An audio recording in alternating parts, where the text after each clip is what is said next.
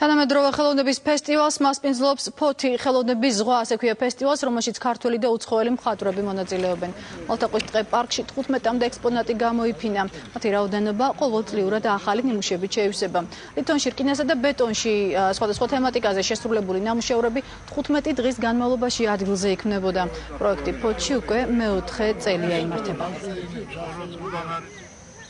ასეთი რამ საქართველოში პირველად ხდება, ეს არის პირველი ღიაცის ქვეშ ჩატარებული საერთაშორისო გამოფენა, ოღონდ პერმანენტული ინსტალაციებით, ეს ყველაფერი რაც აქ არის დარჩება, ეს არსად არ წავა და მასში მონაწილეობენ მთელი მსოფლიოს წარმომადგენლები, ხალხი გერმანიიდან, შეერთებული შტატებიდან, იაპონიიდან, ასე რომ ეს ყველაფერი გარდა იმისა, რომ ძალიან მიხარია, ეს ყველაფერი ცნობადობას მთლიანად ფოთს, მთლიანად რეგიონს და მთლიანად საქართველოს ნამდვილად გაუზრდის. ამ პროექტს მოყვება განვითარება ეს არ არის ერთჯერადი, არ იქნება რა დავიწყე და დამთავრდა.